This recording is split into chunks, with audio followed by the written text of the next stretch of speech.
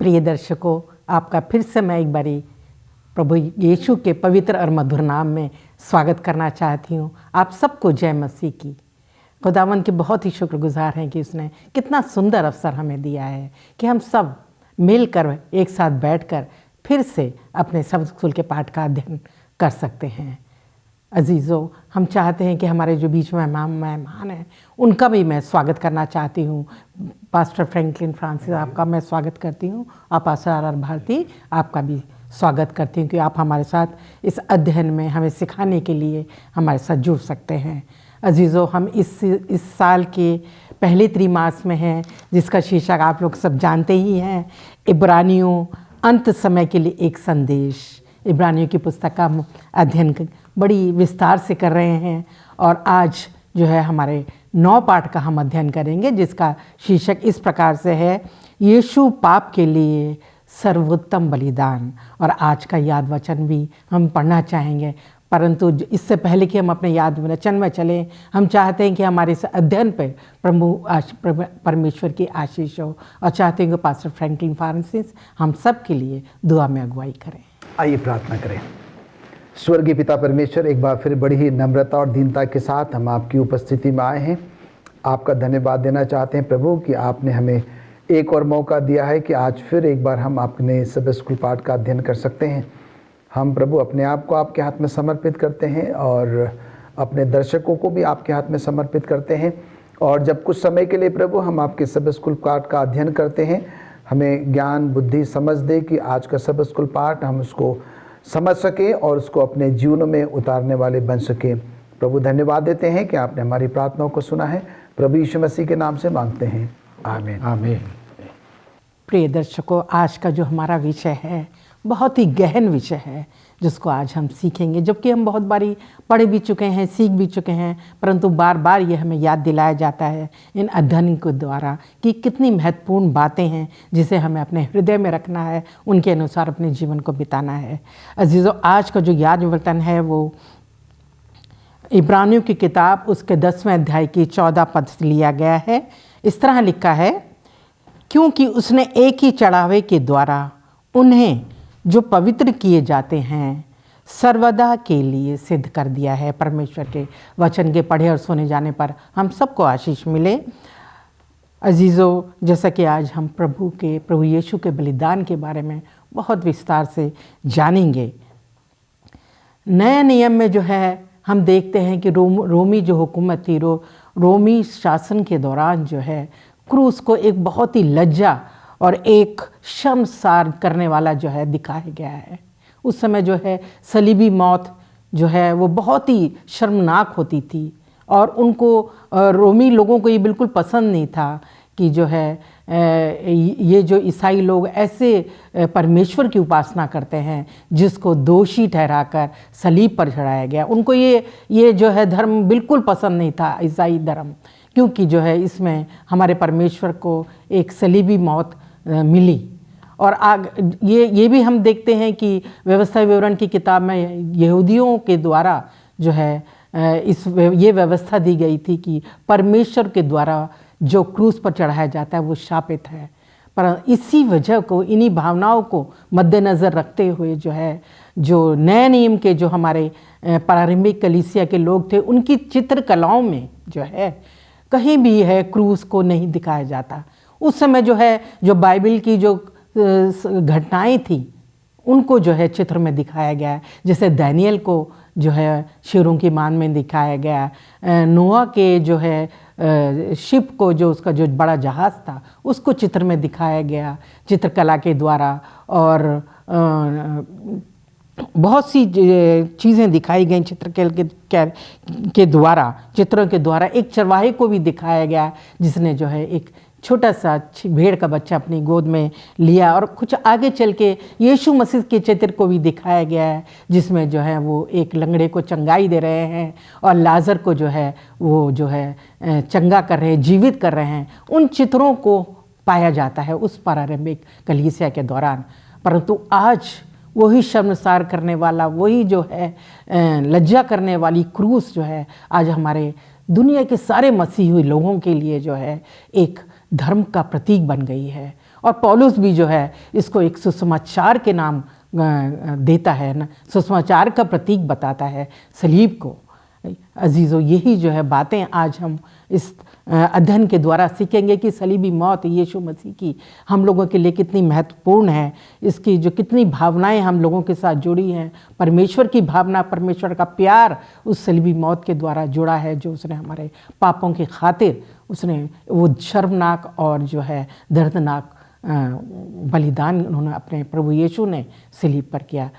आज हम अपने रविवार के अध्ययन में चलते हैं। इसको अध्ययन को हम शुरू करते हैं, जिसका शीर्षक रविवार का इस तरह है, पशु बलि की आवश्यकता क्यों। और प्राचार्य भारती से मैं चाहती हूँ कि वो हमारे लोगों को बताएं कि पाप क्षमा के लिए पशु बलि की आवश्यकता क्यों पड़ती थी पहले पुराने ज़माने में। हम जब इस रविवार के परिचय को आज सीखने के लिए यहाँ पर हैं, और इसका हेडिंग जो है पशु बलि की आवश्यकता क्यों पड़ी। अगर हम इस वाक्य के ऊपर सोचें तो हमारा ध्यान सबसे पहले उत्पत्ति की किताब की तरफ जाता है। हमारा ध्यान सबसे पहले आदम और हवा की तरफ जाता है, जिन्होंने परमेश्वर की वाचा को जो है वो तोड़ दिया, जिन्होंने परमेश्वर की जो है वो आज्ञा नहीं मानी, और उसकी आज्ञा ना मानने से वो पाप इस दुनिया में आ गया। और वो पाप इतना भयानक, उसका रूप इतना भयानक था कि वो बिना पशु की बलि के, बिना लहू बहे वो गुनाह का दाग साफ नहीं हो सकता था। और यहाँ हम देखते हैं कि परमेश्वर ने ये इंतजाम किया बाग अदन में आदम और हवा के लिए कि जब उन्होंने आज्ञा मानी, जब उसको आज्ञा को उन्होंने तोड़ दिया, जब उन्होंने पाप कर लिया, तो परमेश्वर ने एक मेमने का वध करके उसका खून बहा करके उनके आंखों के सामने, और उसके कपड़े उनको पहनने के लिए दिए, जिससे कि उनका वो गुनाह जो है वो ढक सके, उसको छिपाया जा सके। और अजीजों, ये वाचा जो है परमेश्वर हमेशा अपने लोगों के साथ बांधता आया है, और उसने जो है हमेशा अपने लोगों को ये दिखाने की कोशिश की है कि पाप का रूप कितना भयानक है। हम जब उत्पत्ति की किताब के 15 अध्याय में जाते हैं तो वहाँ भी जो है परमेश्वर अपने लोगों के साथ ये वाचा बांधता है कि मैं तुम्हारे साथ रहूँगा, तुमने जो है पाप किया है, लेकिन इस पाप से मैं तुम्हें बचाऊँगा, लेकिन ज़रूरी है कि तुम मेरे वचनों को, मेरे वादों को, मेरी वाचा का तुम जो है पालन करो। और इस वाचा का पालन करने के लिए वो जो है अपने लोगों से शपथ लेता है, जो 15 अध्याय और उसकी 7 आयत से लेकर के अगर आप 21 आयत तक पढ़ेंगे उत्पत्ति की किताब, तो वहाँ पर लिखा है कि अब्राहम के साथ परमेश्वर ने ये वाचा बांधी, और अब्राहम ने जो है 3 वर्ष का एक कलोर का बच्चा, एक बकरी का बच्चा 3 साल का, और 3 साल का एक मेढ़ा, एक पिंडक और एक कबूतर का बच्चा जो लिया, और उनके जो है 2 हिस्से करके उनको 2 तरफ जो है वो रख दिया, और उनके बीच में होकर के जो है वो परमेश्वर गुजरा, और उनको जो है दिखाया। परमेश्वर उनको ये दिखाने की कोशिश कर रहा था कि जो शपथ तुम मेरे साथ ले रहे हो, उस शपथ को अगर तुम तोड़ोगे तो उसका ये अंजाम होगा कि खून जो है वो बहाया जाएगा, पशु का खून जो है वो बहाया जाएगा। अजीजों, आज जो हम देखते हैं कि परमेश्वर जो है वो मेरे और आपके बीच में चलता है। यहाँ अगर हम इब्रानियों की किताब में देखें तो उसके 7 अध्याय की 22 आयत में लिखा है कि सच्चाई ये है कि व्यवस्था जो है वो परमेश्वर जो व्यवस्था है, उस जो वाचा, जो ओथ, जो शपथ हमने परमेश्वर के साथ बांधी है, वो ये है कि हम परमेश्वर के वचन को, परमेश्वर में अपना विश्वास हम लोग रखेंगे, और हमारे जीवन में जो गुनाह आ गया है उसको जो है लहू के द्वारा शुद्ध किया जाएगा, और बिना लहू बहाए वो पापों की क्षमा नहीं। और इसीलिए जो है पशु बलि की आवश्यकता पड़ी, एक गुनाहगार व्यक्ति को ये दिखाने के लिए कि गुनाह का कितना भयानक रूप है, और बिना खून बहाए ये पाप का गुनाह, पाप का दाग वो आपके जीवन से जो है वो साफ नहीं हो सकता। और इसीलिए पशु बलि की आवश्यकता जो है वो इस दुनिया में आई कि खुदा इंसान को दिखाना चाहता था कि जो तुमने आज्ञा तोड़ी है और आज्ञा तोड़ने से जो पाप इस दुनिया में आ गया है उसका रूप वो कितना भयानक है, और वो बिना जानवर का लहू बहाए वो तुम उसका एहसास नहीं कर सकते, और उसके खून के बहाने से ही तुम्हारे पाप जो हैं वो क्षमा हो सकते हैं। शुक्रगुजार हूँ पास्टर भारती आपका इस वचन को समझाने के लिए, इस क्वेश्चन को अच्छे से समझाने के लिए। आइए हम सोमवार के अध्ययन में चलते हैं जिसका शीर्षक है अलग अलग भेंट। और पास्टर फ्रैंकलिन आप बताइए हम सबको, हमारे दर्शकों को भी, यहूदियों द्वारा कौन सी भेंटें पुराने नियम में लाई जाती थी और उन भेंटों का क्या मतलब होता था। बहुत बहुत धन्यवाद देते हैं मिसेस भारती आपका इस अच्छे प्रश्न के लिए। हम सोमवार के पाठ में हैं जिसका शीर्षक है अलग अलग भेंटें। और इससे पहले कि जो है हम इन 5 भेंटों के बारे में जिक्र करें जिसका कि संत पौलुस उल्लेख कर रहा है, मैं चाहता हूं कि आप मेरे साथ अपनी बाइबलें खोलें। हम पढ़ेंगे इफिसों की पत्री उसका 3रा अध्याय और उसके 14वीं आयत से लेकर 19वीं आयत तक। इफिसों की पत्री उसका 3रा अध्याय और उसके 14 पद से लेकर 19वें पद तक। यहाँ पर इस प्रकार से लिखता है, मैं इसी कारण उस पिता के सामने घुटने टेकता हूँ जिससे स्वर्ग और पृथ्वी पर हर एक घराने का नाम रखा जाता है, कि वह अपनी महिमा के धन के अनुसार तुम्हें ये दान दे कि तुम उसके आत्मा से अपने भीतरी मनुष्य तत्वों में सामर्थ पाकर बलवंत होते जाओ, और विश्वास के द्वारा मसीह तुम्हारे हृदय में बसे, कि तुम प्रेम में जड़ पकड़कर और नेव डालकर सब पवित्र लोगों के साथ भली भांति समझने की शक्ति पाओ कि उसकी चौड़ाई और लंबाई और ऊंचाई और गहराई कितनी है, और मसीह के उस प्रेम को जान सको जो ज्ञान से परे है, कि तुम परमेश्वर की सारी भरपूरी तक परिपूर्ण हो जाओ। परमेश्वर के इस पढ़े वचन पर आशीष हो। और हम यहाँ पर देखते हैं कि इन चंद आयतों के द्वारा संत पौलुस जो है हम सबों का ध्यान उस बात पर आकर्षित करना चाहता है। और यहाँ पर हम देखते हैं कि संत पौलुस जो है इफिसियों की कलीसिया के लिए जो है वो प्रार्थना कर रहा है। और हम यहाँ पर देखते हैं कि अपने इस प्रार्थना में जो है वो चाहता है कि इफिसियों की जो लोग हैं वो परमेश्वर के उस परस्पर प्रेम में क्या रहें, बने रहें, वो उस जड़ में जो है वो मजबूती के साथ जो है वो स्थिर रहें। और जैसे कि हम सब जानते हैं कि पुराने नियम के अनुसार, पुराने नियम में जो है हम देखते थे कि यहूदी क्या करते थे, वो जब जब परमेश्वर के पास आते थे वो कोई ना कोई भेंट जो है वो लेकर आया करते थे। और ये भेंटें जो हैं उनका परमेश्वर के प्रति धन्यवाद देना, परमेश्वर के प्रति कृतज्ञता जो है वो दर्शाना या प्रकट करने को जो है वो बताता था। और उसके साथ ही साथ वो ये भी बताता था कि वो परमेश्वर से जो है वो कितना प्रेम कर रहे हैं। और जैसे मैडम आपने पूछा कि वो कौन सी भेंटें हैं, ऐसी 5 भेंटें हैं जिसका संत पौलुस जिक्र कर रहा है। और मैं बड़े ही संक्षेप में एक एक भेंटों के साथ के बारे में जो है मैं आपको बताना चाहता हूँ। सबसे पहली भेंट जो वो लेकर आया करते थे वो थी होम बलि। और हम यहाँ पर देखते हैं कि इस होम बलि जब वो भेंट को लेकर आया करते थे और इसमें जो है एक पशु बलि हुआ करती थी, और उस पशु को जो है वेदी पर जो है वो पूरी तरीके से लिटा दिया जाता था, और उस पशु बलि को जो है पूरी तरीके से जो है वो जला दिया जाता था। और हम यहाँ पर देखते हैं कि ये पशु बलि जो है जिसको वेदी पर रखकर जला दिया जाता था, ये प्रभु यीशु मसीह को दर्शाता है कि कैसे प्रभु यीशु मसीह ने जो है हम सबों के पापों के लिए क्या कर दिया, अपना सर्वोच्च जो है वो बलिदान कर दिया, अपना सर्वोच्च जो है वो हमारे और आपके लिए जो है वो दे दिया। और जिसका जिक्र जो है हम लय व्यवस्था उसके पहले अध्याय में जो है हम पढ़ते हैं। और दूसरा हम यहाँ पर देखते हैं कि अन्य बलि, और यहाँ पर ये अन्य बलि भी जो है जो इजरायली जब लेके आया करते थे, और ये अन्य बलि परमेश्वर के प्रति धन्यवाद देने के लिए, उसके प्रति कृतज्ञ होने के लिए कि परमेश्वर ने कैसे जो है उनकी क्या करी है, देखभाल करी है। और इसके साथ ही साथ जो है ये इस बात को भी दर्शाता था कि प्रभु यीशु मसीह क्या है, उनकी जो है वो जीवन की रोटी है, और प्रभु यीशु मसीह जो है वो क्या कर सकता है, उनको हमेशा की जिंदगी जो है वो दे सकता है। तीसरी भेंट हम देखते हैं कि मेल बलि हुआ करती थी, और ये भेंट, ये उपहार जो है वो क्या करते थे, अपने मित्रों, अपने परिवारों के साथ जो है वो बीच में एक दूसरे के साथ साझा किया करते थे, चाहे वो भोजन हो, चाहे वो कुछ दूसरी वस्तुएं हो, एक दूसरे के साथ वो बांटा करते थे। और हम यहाँ पर देखते हैं कि ये भेंट भी क्या करती है, इस बात को दर्शाती है कि कैसे प्रभु यीशु मसीह ने क्या किया, अपने मृत्यु जो है सबके लिए क्या किया, बिल्कुल बराबर बराबर जो है वो दी है। और प्रभु यीशु मसीह के मृत्यु के द्वारा हम सबों को जीवन मिलता है, और हम सबों को जो है वो शांति भी मिलती है। उसके बाद हम चौथी भेंट में जाते हैं, जिसका नाम है कि पाप बलि।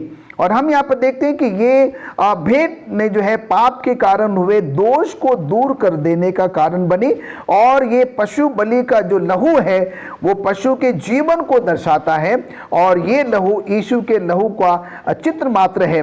पर हम देखते हैं कि जो बचाव है, जो जीवन है, वो सिर्फ और सिर्फ प्रभु यीशु मसीह के द्वारा ही हमें क्या कर सकता है, मिल सकता है। प्रभु यीशु मसीह का जो लहू है, जो उसने क्या किया, हमें और आपके लिए क्रूस पर बहाया है, उसके द्वारा ही हमें नजात, उसी के द्वारा ही हमें जो है वो छुटकारा या जीवन जो है वो मिल सकता है। और आखिरी भेंट जो वो चढ़ाया करते थे वो दोष बलि कहलाती है। और ये भेंट हमें ये दिखाती है कि जब परमेश्वर हमें माफ कर देता है, जब हम गुनाह करते हैं, पाप करते हैं, कोई ऐसी गलती कर देते हैं, और जब हम प्रभु परमेश्वर के पास जाते हैं, हम अपने आप को दोषी मानते हैं, और हम अपने पापों के लिए, गुनाहों के लिए पश्चाताप करते हैं, और परमेश्वर क्या करता है, हमारे पापों को, गुनाहों को, खताओं को माफ करता है। और परमेश्वर हम सबसे आशा करता है, हम सबसे ये चाहता है कि हम उन पापों को, उन गुनाहों को, उन खताओं को क्या करें, फिर से रिपीट ना करें, फिर से हम ना दोहराएं, क्योंकि परमेश्वर ने क्या किया है, हमारे पापों को, गुनाहों को जो है वो माफ कर दिया है। परमेश्वर हम सबों से यही जो है वो अपेक्षा जो है वो करता है। तो मैडम, ये जो 5 प्रकार की जो भेंटें हैं, जो यहूदी लोग, इजराइल लोग क्या करते थे, वो प्रभु परमेश्वर के पास जो है वो लाया करते थे। और ये सारी भेंटें जो है अंततः ये दर्शाती थी कि कैसे जो है प्रभु यीशु मसीह का लहू जो है वो हमें और आपको क्या कर सकता है, वो बचा सकता है। शुक्रगुजार हूँ पास्टर फ्रैंकलिन आपका। आइए हम मंगलवार के अध्ययन में चलते हैं, जिसका शीर्षक है यीशु सर्वोत्तम भेंट। अब पास्टर भारती से मैं चाहती हूँ कि हमें सिखाएं, बताएं यीशु के क्रूस पर बलिदान को सबसे उत्तम भेंट क्यों कहा गया है। ये इसके ऊपर परमेश्वर के वचन से बताने से पहले मैं आपको बताना चाहता हूँ कि परमेश्वर के वचन में जो है हम पाते हैं पुराने नियम में कि जो मंदिर था, जो मंदिर की सेवकाई थी, उसमें याजक लोग काम करते थे। प्रतिदिन याजकों का काम था कि सबसे पहले वो अपने लिए भेंट चढ़ाएं, और उसके बाद जो गुनाहगार, जो पापी लोग थे, वो अपने पापों के लिए भेंट लेकर के आते थे। और इस मंदिर में जो है साल में एक बार महायाजक भी अपने लिए आकर के भेंट चढ़ाता था, और वहाँ जो है उसके बाद जो उस प्रायश्चित के दिन की जो कार्रवाई थी, उसको अपनी भेंट स्वीकार करने से, अपनी भेंट को देने के बाद ही वो बाकी जो कार्य एक्टिविटीज़ थी उनको जो है वो पूरा करता था। लेकिन हम यहाँ देखते हैं जो याजक थे वो हमेशा के लिए नहीं होते थे, क्योंकि मौत उनके जीवन में आती थी और वो उनकी जगह दूसरा व्यक्ति ले लेता था। महायाजक भी वो हमेशा के लिए एक ही नहीं होता था, वो महायाजक भी जो है वो मौत को प्राप्त होता था और उसके बाद दूसरा महायाजक चुना जाता था। लेकिन अजीजों, आज हम जब यीशु मसीह के लिए हम यहाँ पर सीख रहे हैं कि यीशु मसीह जो हैं वो उत्तम भेंट हैं, जो पास्टर फ्रैंकलिन ने 5 भेंटों का जो यहाँ पर जिक्र किया गया है, जो तमाम भेंटें जो हैं, ये 5 भेंटें हैं खुदामंद यीशु मसीह के महान बलिदान की तरफ इशारा करती हैं। और यीशु मसीह का महान बलिदान उत्तम बलिदान क्यों है, उसके लिए मैं इब्रानियों की किताब उसके 7 अध्याय की 26 और 27 आयत पढ़ना चाहता हूँ। इब्रानियों 7 अध्याय उसकी 26 और 27 आयत में इस तरह से लिखा है, अतः ऐसा ही महायाजक हमारे योग्य था जो पवित्र और निष्कपट और निर्मल और पापियों से अलग और स्वर्ग से भी ऊंचा किया गया हो। उन महायाजकों के समान उसे आवश्यक नहीं कि प्रतिदिन पहले अपने पापों और फिर लोगों के पापों के लिए बलिदान चढ़ाए, क्योंकि उसने अपने आप को बलिदान चढ़ाकर उसे एक ही बार में पूरा कर दिया। आज हम जब यीशु मसीह के उस उत्तम भेंट के बारे में, उत्तम बलिदान के बारे में पढ़ रहे हैं, तो हम यहाँ देखते हैं यीशु मसीह के जीवन के लिए कि यीशु मसीह का जीवन जो था वो पवित्र जीवन था। उसका जीवन जो था वो निर्मल जीवन था। उसके जीवन में कोई पाप नहीं था। उसका जीवन जो है वो पूरी तरह से वो पवित्र जीवन था। अजीजों, यहाँ जो हम पाते हैं कि यीशु मसीह का ये महान बलिदान जो था वो पूरी तरह से एक परफेक्ट बलिदान था, क्योंकि जो जानवर जिनकी भेंट दी जाती थी वो पाप से भरे हुए थे, लेकिन यीशु मसीह ने अपना जीवन जो पाप से रहित था उसको बलिदान दे करके एक पूरी कामिल और परफेक्ट और पवित्र भेंट जो है वो अपने जीवन को चढ़ा करके जो है उन्होंने पूरी की। और यीशु मसीह की ये भेंट जो है वो जो सूली पर उसने अपने जीवन को दिखाया और चढ़ाया, ये जो है दिखाती है कि यीशु मसीह का खून ही जो है वो हमें हमारे पापों से शुद्ध कर सकता है। और यीशु मसीह की भेंट, यीशु मसीह का लहू जो है उसी के अंदर इतनी शक्ति और सामर्थ्य है कि वो हमें शुद्ध और पवित्र बनाती है। वही हमें शुद्ध और एकदम पवित्र वो जो है उसका लहू हमें बनाता है। यीशु मसीह की भेंट हमें आत्मिक जीवन भी जीने की हमें जो है वो प्रेरणा देती है। यीशु मसीह की भेंट हमें आत्मिक जीवन भी देती है। इसीलिए यीशु मसीह का जीवन पवित्र जीवन, निष्कपट जीवन और वो जो है निर्मल जीवन, पापियों से अलग जीवन था, और उसका जीवन जो था वो स्वर्ग से भी ऊंचा उसका जीवन किया गया। और उसने अपने जीवन को एक ही बार सलीब के ऊपर अपने जीवन की भेंट दे करके उस सारे इंजाम को जो है उसने पूरा कर दिया और मेरे और आपके लिए रास्ता तैयार कर दिया कि मैं और आप उसकी उस मौत को देखते हुए, उस क्रॉस को देखते हुए जिसके ऊपर उसने अपने जीवन को कुर्बान किया, उसका अनुसरण करते हुए हम उसको जो है हम उसकी नज़दीकी में, उसकी छत्र छाया में, हम सलीब की छाया में अपने जीवन को जो है आगे बढ़ा सकें। और इसके लिए परमेश्वर की जीवन की जो महान भेंट है, जो उत्तम भेंट है, वही मुझे और आपको उस गुनाहों के दागों को मेरे और आपके जीवन से धो सकती है। उसी के अंदर इतनी शक्ति और सामर्थ्य है। शुक्रगुजार हूँ पास्टर भारती आपका, इतने अच्छे विचारों को जो आपने हमारे साथ साझा किया। आइए हम बुधवार के अध्याय में चलते हैं जिसका शीर्षक क्रूस और क्षमा की कीमत ये है। और मैं चाहती हूँ कि पास्टर फ्रैंकलिन इस बात पर रोशनी डालें, हमें अपने पापों की क्षमा के लिए क्या करने की आवश्यकता है। बहुत ही अच्छा प्रश्न है मिसेस भारती कि हमें अपने पापों की क्षमा के लिए जो है वो क्या करना चाहिए। और आज के परिवेश में हम सब जानते हैं कि लोग जो है अपने पापों की क्षमा के लिए, उस मोक्ष के लिए, उस शांति और समाधान को प्राप्त करने के लिए जो है वो ना जाने क्या क्या क्या क्या करते हैं। हम सब उसके बारे में बहुत भली भांति जो है वो जानते हैं। पर आज के इस बुधवार के पाठ में जो है हम सीखने की और समझने की कोशिश करेंगे कि परमेश्वर जो है हम सबसे बिल्कुल भी इस प्रकार की आशा नहीं करता कि हम जो है अपने पापों को, गुनाहों को माफ़ करने के लिए जो है अब फिर से क्या करें, कोई ऐसा बलिदान चढ़ाएं या लंबी लंबी यात्राएं करें या कुछ इस प्रकार का जो है वो काम करें। परमेश्वर हमसे क्या चाहता है और संत पौलुस जो है हमें क्या बताना चाहता है कि परमेश्वर हम सबसे क्या आशा करता है, उस पर हम थोड़ा समय के लिए क्या करेंगे, मनन और चिंतन करेंगे। और जैसे कि हम सब जानते हैं कि हम सब ने जो है वो पाप किया, कोई भी ऐसा नहीं है जिसने कि पाप या गुनाह जो है वो नहीं किया। और जब हमने पाप किया तो वो जो क्रूस पर मृत्यु हमने और आपने जो है वो सहनी थी, पर हम यहाँ पर देखते हैं कि परमेश्वर के उस अगापे प्रेम के द्वारा, उस अनुग्रह के द्वारा, उस अतुल्य प्रेम के द्वारा जो है क्या हुआ कि उन्होंने अपना एक लौता पुत्र जो है, जो कि प्रभु यीशु मसीह है, उन्होंने क्या कर दिया, हम सब के पापों के लिए जो है उस क्रूस पर उसको क्या कर दिया, बलिदान कर दिया। बुधवार का हमारा जो शीर्षक है वो है क्रूस और क्षमा की कीमत। और हम यहाँ पर देखते हैं कि बार बार हमने इस पर कई बार जो है वो चर्चाएं करी हैं।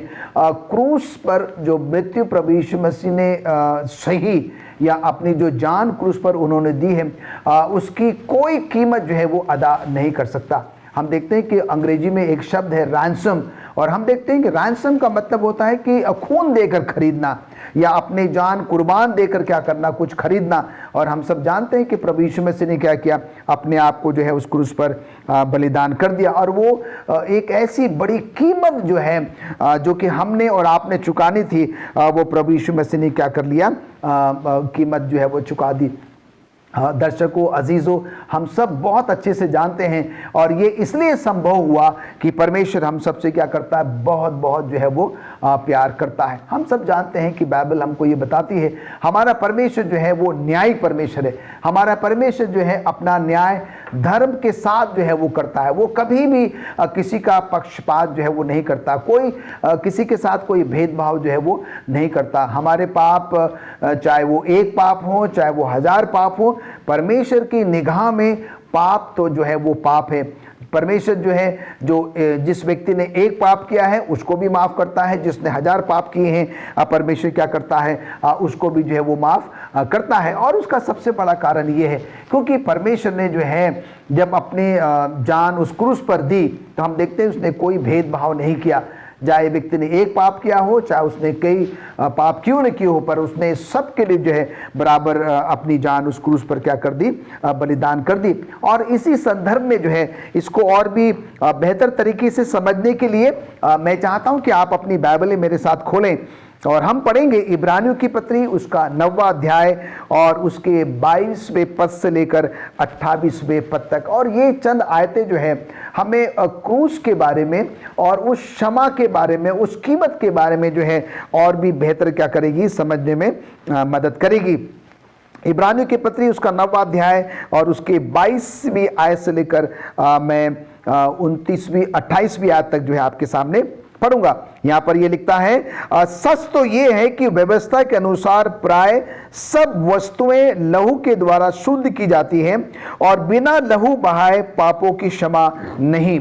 इसलिए अवश्य है कि स्वर्ग में की वस्तुओं के प्रतिरूप इन बलिदानों के द्वारा शुद्ध किए जाएं, पर स्वर्ग में की हुई वस्तुएं स्वयं इनसे उत्तम बलिदानों के द्वारा शुद्ध की जाती, क्योंकि मसीह ने उस हाथ के बनाए हुए पवित्र स्थान में, जो सच्चे पवित्र स्थान का नमूना है, प्रवेश नहीं किया, पर स्वर्ग ही में प्रवेश किया, ताकि हमारे लिए सब परमेश्वर के सामने दिखाई दे।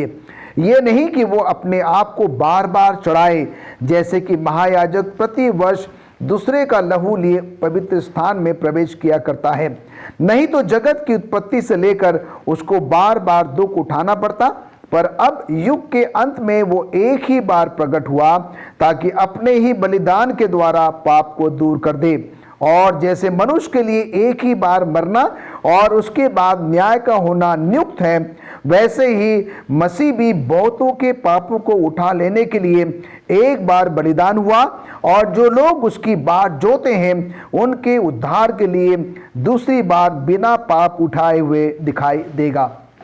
तो प्रिय दर्शकों, हम देखते हैं कि ये जो चंद आयतें हैं हमें प्रभु यीशु मसीह के उस बलिदान के बारे में जो है एक बहुत ही अच्छी जानकारी क्या करता है, वो हम सबों को देता है। और हम यहाँ पर देखते हैं कि ये प्रभु यीशु मसीह का जो बलिदान है, हम सब विश्वासी गणों को जो है ये सलाह देना चाहता है, ये बताना चाहता है कि हम और आप क्या करें, वो जीवन यापन करें जो सचमुच में प्रभु परमेश्वर को अच्छा लगे, उसको पसंद आए, और कोई ऐसा गुनाह, कोई ऐसा पाप को जो है हम उसको ना दोहराएं, जिसके लिए प्रभु यीशु मसीह ने सिर्फ एक बार क्या किया, अपने आप को उस क्रूस पर जो है वो बलिदान कर दिया। हम सब जानते हैं कि प्रभु यीशु मसीह बहुत बहुत शीघ्र आने वाले हैं और हम सबों को क्या करना है, अपने पापों से, गुनाहों से, खताओं से जो है माफ़ी मांग कर जो है सच्चे मन से पश्चाताप करके जो है प्रभु परमेश्वर के पास आने की जो है वो ज़रूरत है। और हमारा परमेश्वर बहुत ही दयालु, बहुत ही अनुग्रहकारी परमेश्वर है।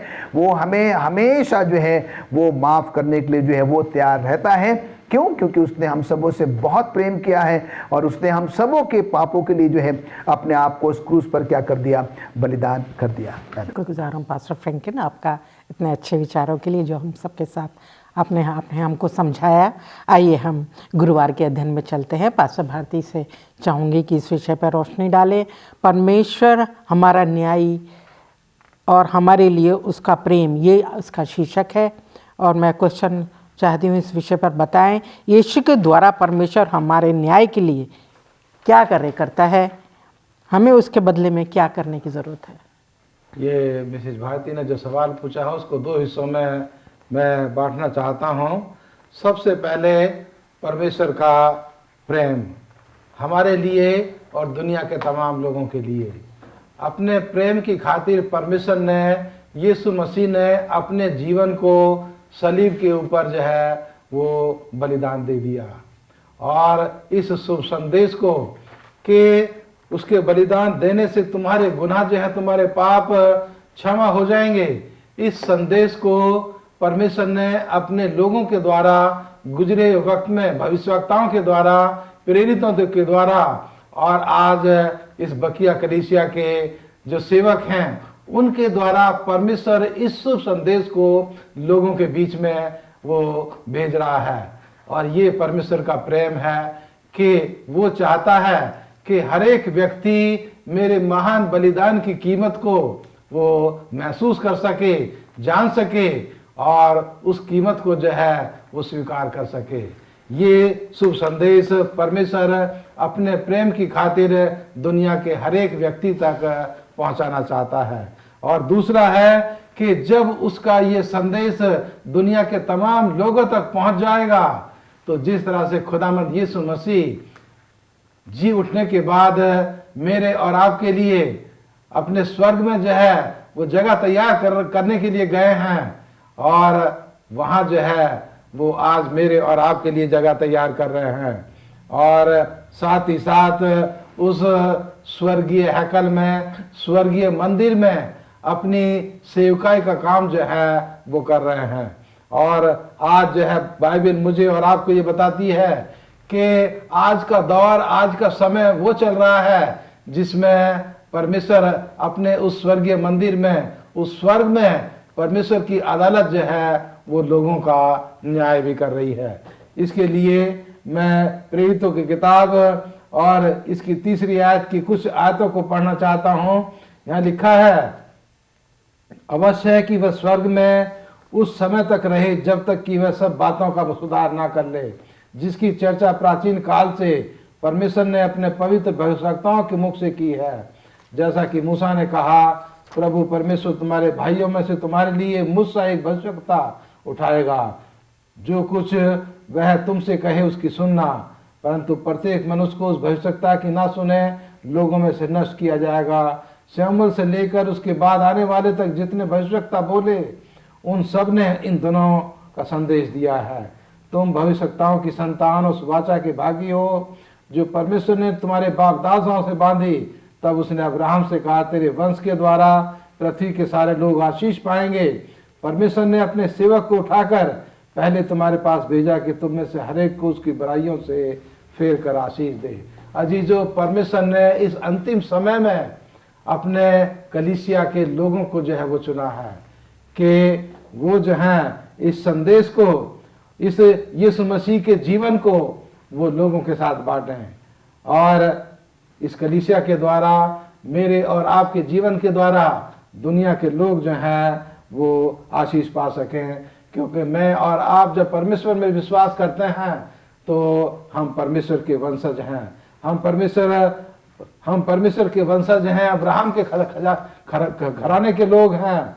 और परमेश्वर ने अपने घराने को जो है कहा है कि तुम्हारे द्वारा दुनिया के लोग आशीष पाएंगे। आज परमेश्वर मेरे लिए और आपके लिए वो न्याय का काम कर रहा है। परमेश्वर ये न्याय का काम उसने अपनी कलीसिया से शुरू किया है कि जो उसमें विश्वास करने वाले लोग हैं उनका न्याय जो है आज परमेश्वर यीशु मसीह अपने उस स्वर्गीय हैकल में जो है वो पूरा कर रहा है।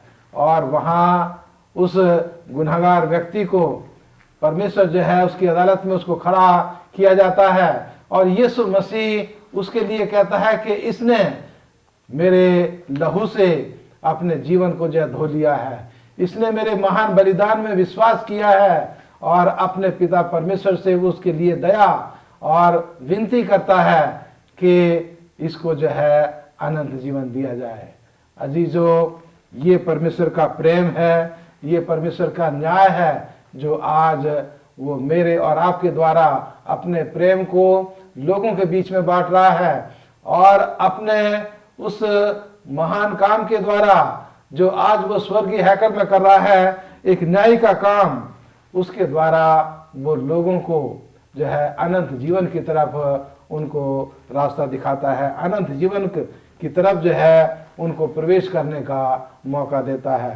तो यीशु मसीह जो है आज मेरे लिए और आपके लिए काम कर रहे हैं। यीशु मसीह जो है मेरे और आपके गुनाहों को दूर करते हैं, उनके खून से जो है मुझे और आपको क्षमा मिलती है और यीशु मसीह जो है मेरा और आपका आज न्याय कर रहे हैं। धन्यवाद देती हूँ पास्टर भारती आपका, आपने जो अपने विचारों को हमें समझाया। आइए हम शुक्रवार के अध्ययन में चलते हैं और मैं चाहती हूँ पास्टर फ्रैंकलिन इस बात पर रोशनी डाले कि संत पौलुस के अनुसार जो ये आयत है, अपने शरीरों को जीवित और पवित्र और परमेश्वर को भावता हुआ बलिदान करके चढ़ाओ, इसका क्या मतलब है? बहुत ही अच्छी आयत है और हम जिसका वर्णन जो है वो रोमियो की पत्री उसका 12वां अध्याय और उसके पहले आयत में जो है हम पढ़ते हैं। पर इससे पहले कि जो है मैं आपको रोमियो की पत्री में लेके जाऊं, मैं आपको ये बताना चाहता हूं कि हम शुक्रवार के पाठ में हैं और हम शुक्रवार के पाठ में जो है बाकी दिनों के पाठ का क्या करते हैं, हम निचोड़ निकालते हैं या सारांश हम जो है वो लेते हैं और उसके साथ ही साथ जो है हम शुक्रवार के पाठ में हमारी जो नबियाँ हैं मिसेस एलन जी वाइट हैं, हम उनके विचारों को जो है जो हमारे इन दिनों के जो सब स्कूल पाठ का है उस संदर्भ में जो है हमारी नबियाँ मिसेस एलन जी वाइट की क्या विचार हैं, वो क्या सोचती हैं, उस पर हम क्या करते हैं, चिंतन मनन जो है वो करते हैं। और उसी बात को ध्यान में रखते हुए हम यहाँ पर देखते हैं कि शुक्रवार के पाठ में मिसेस एलन जी वाइट की 2 किताबें हैं। पहली किताब जो है वो कलवरी नाम की किताब है और जिसका पृष्ठ नंबर है 741 से लेकर 757 तक, और दूसरी किताब है युगों युगों की अभिलाषा जिसका पृष्ठ नंबर है 758 से 764। और जब हम इन दोनों किताबों को जो है वो पढ़ते हैं तो हम यहाँ पर देखते हैं कि मिसेस एलन जी वाइट जो कि हमारी नबिया हैं, वो आज के सब स्कूल पाठ के संदर्भ में जो है वो हमें और आपको ये बताना चाहती हैं कि परमेश्वर ने जो क्या किया, अपने एकलौते बेटे यीशु मसीह को भेजकर हमारे और आपके पापों के लिए क्या कर दिया, बलिदान कर दिया। और हम यहाँ पर देखते हैं कि शुक्रवार के पाठ में अगर हम जाएं तो यहाँ पर एक प्रोफेसर हैं जिनका नाम जीरी मोस्काला है और वो बताते हैं कि अगर मान लीजिए कि परमेश्वर जो है वो क्या कर रहा है, हमारे पापों के लिए हमसे बातचीत कर रहा है और परमेश्वर हमारे पापों को प्रदर्शित लोगों के सामने नहीं करता। जैसे कि अक्सर हम देखते हैं कि दुकान में क्या होता है कि लोगों को दिखाने के लिए अलग अलग चीज़ें जो है वो सामने रखी जाती है, टांग दी जाती है, जिससे कि लोग क्या होते हैं, आकर्षित होते हैं। लोगों को ये पता लगता है कि इस दुकान में कौन कौन से जो है वो सामान या चीज़ें पाई जाती हैं। पर हम यहाँ पर देखते हैं कि मिसेस एलन जी वाइट जो है हमारा ध्यान उस तरफ आकर्षित करना चाहती है इन किताबों के द्वारा। और वही बात जो है ये प्रोफेसर जीरी मोस्काला भी वो कहना चाहते हैं कि परमेश्वर जो है जब हम अब सच्चे मन से प्रभु के पास जाते हैं, अपने पापों के लिए, अपने गुनाहों के लिए हम तौबा करते हैं, माफ़ी मांगते हैं, तो परमेश्वर क्या करता है, उन पापों को, गुनाहों को माफ़ करता है। पहली बात। दूसरी बात जो है, हमारे इन पापों को चाहे वो कितने भी भयंकर से भयंकर क्यों न हो, वो किसी और के साथ साझा जो है वो नहीं करता। कितनी अच्छी और अद्भुत बात है। संसारिक तौर से हम यहाँ पर देखते हैं जब कभी भी किसी दूसरे व्यक्ति के साथ हमारी अनबन हो जाती है या कोई ऐसी बातचीत बंद हो जाती है, तो हम क्या करते हैं, उनकी छोटी छोटी बातों को जो है हम लोगों के साथ वो साझा करना शुरू कर देते हैं। कई बार हम उन बातों को भी जो है वो साझा करते हैं, शायद जो बातें हमने उस व्यक्ति में जो है वो नहीं देखी है। ये हमारे मानवीय स्वभाव में है। पर हम यहाँ पर देखते हैं कि हमारा परमेश्वर जो है बहुत ही दयालु और बहुत ही अनुग्रहकारी जो परमेश्वर है, वो हमारे पापों को, गुनाहों को किसी और के साथ साझा नहीं करता है और वो हमारे पापों को क्या करता है, वो माफ करता है।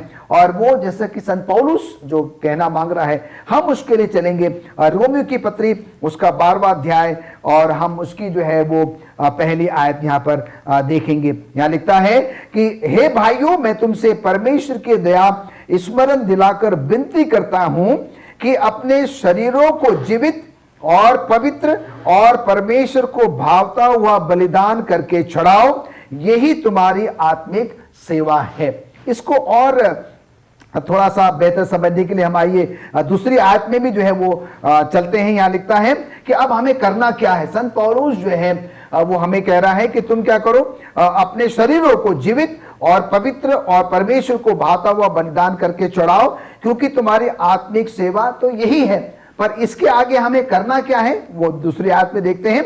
इस संसार के सदृश ना बनो, परंतु तुम्हारे मन के नए हो जाने से तुम्हारा चाल चलन भी बदलता जाए, जिससे तुम परमेश्वर की भली और भावती और सिद्ध इच्छा अनुभव से मालूम करते रहो। कहने का मतलब यहाँ पर ये कि जब हमने प्रभु यीशु मसीह को ग्रहण कर लिया, स्वीकार कर लिया, हमारे अंदर में पूरी तरीके से क्या होना चाहिए, एक बदलाव, एक परिवर्तन, एक जागृति जो है वो आना जो है बहुत ही ज्यादा जरूरी है। एक आयत में और आपके सामने पढ़ना चाहता हूं, इब्रानियों की पत्री उसका 13वां अध्याय और उसकी 15वीं और 16वीं आयत। इब्रानियों की पत्री उसका 13वां अध्याय और उसकी 15वीं और 16वीं आयत। यहां लिखता है, इसलिए हम उसके द्वारा स्तुति रूपी बलिदान अर्थात उन होठों का फल जो उसके नाम का अंगीकार करते हैं, परमेश्वर को सर्वदा चढ़ाया करें।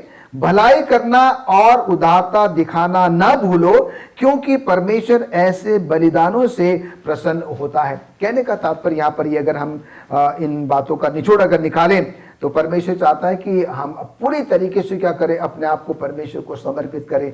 हमारा पूरा जीवन, हमारी बातचीत, हमारा व्यवहार, हमारा रहन सहन, हमारा चाल चलन, हमारा सब कुछ जो है क्या हुआ, बिल्कुल भी बदला हुआ होना चाहिए, बिल्कुल भी परिवर्तित जो है वो होना चाहिए। और जिससे कि जब लोग देखें, लोग परमेश्वर की तारीफ करें, उसकी महिमा करें कि सचमुच में जो है ये परमेश्वर का जन है, परमेश्वर का बेटा है, बेटी है। और ये हमारे जीवन के द्वारा जो है बहुत सारे लोग क्या कर सकेंगे, प्रभु परमेश्वर के पास लाए जा सकेंगे। और जैसे कि आज हमने सीखा है कि परमेश्वर हमारे पापों को, गुनाहों को, खताओं को जो है वो माफ करता है। और प्रभु यीशु मसीह का लहू जो है, सिर्फ और सिर्फ प्रभु यीशु मसीह का लहू ही जो है वो हमें और आपको क्या कर सकता है, माफी दे सकता है।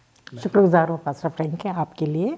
आपने जो इतने अच्छे विचार हम सब हमारे लिए, हमारे साथ, हमारे दर्शकों के साथ साझा किए हैं। मैं धन्यवाद देना चाहती हूँ आपका और पास्टर भारती आपका भी, कि आपने जो हमारे दर्शकों के साथ जो आज के अध्ययन के विचारों को साझा किया। बहुत अच्छे से हम बहुत कुछ सीख पाए हैं, समझ पाए हैं प्रभु यीशु के उस उत्तम बलिदान को, जिसकी कोई कीमत अदा नहीं कर सकता, जिसने अपना पवित्र लहू हम सब के लिए बहाया है। अजीज़ों, वो जो है हमें एक जीवन देता है, एक आत्मिक जीवन प्रदान करता है। जो हम इस दुनिया में चलते हैं, हमारी भावनाओं को, हमारे एक एक क्रियाकलाप को परमेश्वर जानता है। हमारी जो मन की भावनाएं हैं, जो हमारी दुर्बलताएं हैं, वो भी जानता है, जो हम इस दुनिया में रहते हैं। परंतु हमें क्या करने की ज़रूरत है, जैसा कि हमने आज बहुत कुछ सीखा है कि हमें कैसे चलने की ज़रूरत है। अजीज़ों, मैं इतना ही कहना चाहूँगी कि हमें जो है परस्पर परमेश्वर से प्रेम करते रहें, पूरे दिल से, पूरी उस बलिदान को तुच्छ ना जानें जो प्रभु यीशु ने हमारे लिए किया है।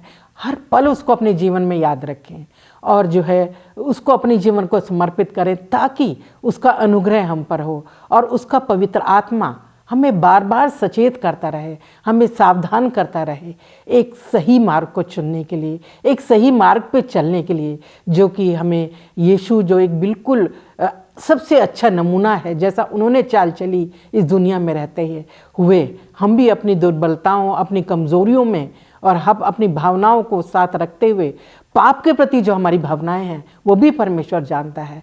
तो हमारी जो भावनाएं हैं वो अच्छी और भली होनी चाहिए। और परमेश्वर की कृपा अपार है, दया अपार है, वो हमसे प्रेम करता है। और वही जो है अतुल्य प्रेम को उसने हमारे लिए प्रभु यीशु को दिया अजीज़ों। इसलिए जो है उसने हमारे लिए एक उद्धार का रास्ता खोल दिया, एक अनंत जीवन का रास्ता खोल दिया। अगर प्रभु यीशु कुर्बान नहीं होते तो आज हमेशा के लिए हमेशा की मौत हमें मिलती। परंतु प्रभु यीशु की बलिदान के द्वारा ही हमें एक अनंत जीवन की प्राप्ति होती है। नए जीवन में हम प्रवेश करते हैं और उसकी समझ के द्वारा, उसकी पवित्र आत्मा की अगुवाई के द्वारा ही हम इस दुनिया के पार हो सकते हैं, इस दुनिया में पार हो सकते हैं। और उसकी धार्मिकता ही हमें धर्मी बना सकती है हर पल अजीज़ों। इसलिए हमें चाहिए कि दुआ में बने रहें, उसके वचनों में बने रहें, ताकि वो हमें शुद्ध और पवित्र मार्ग पर लेकर चलता चले। आइए इस अध्ययन को हम यहीं ख़त्म करेंगे। और मैं चाहती हूँ कि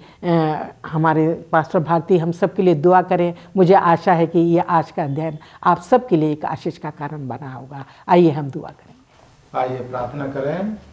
परम पिता परमेश्वर, हमारे मालिक, इस दुनिया के सृष्टिकर्ता, हम तेरा धन्यवाद देते हैं प्रभु उस महान बलिदान के लिए जो तूने अपना जीवन परमेश्वर हम गुनाहगारों के लिए कुर्बान कर दिया। इसलिए खुदावंद तुझसे दुआ करते हैं प्रभु कि तू हम में से हर एक के साथ हो, हमारे श्रोताओं के साथ हो, कि वो तेरे इस महान बलिदान की कीमत को परमेश्वर हम समझ सकें और तुझे अपना जीवन तेरे हाथों में समर्पित कर सकें और हम तेरे साथ उस अनंत जीवन के भागीदार बन सकें। खुदावंद तुझसे दुआ करते हैं कि तू हमारे तमाम श्रोताओं के साथ हो, उनके परिवारों पर तेरी आशीष हो, उनके बाल बच्चों पर बरकत दे और उनकी रोजी रोटी पर खुदावंद तेरी कसरत से आशीष हो। और खुदावंद हमारे इस प्रोग्राम को भी तो अपनी महिमा के लिए और परमेश्वर अपनी सेवा के लिए बेहतर तरीके से इस्तेमाल कर। हम तमाम की अगुवाई कर और अपनी नज़दीकी में ले चल। मसीह यीशु के नाम में मांगते हैं, आमीन। आमीन।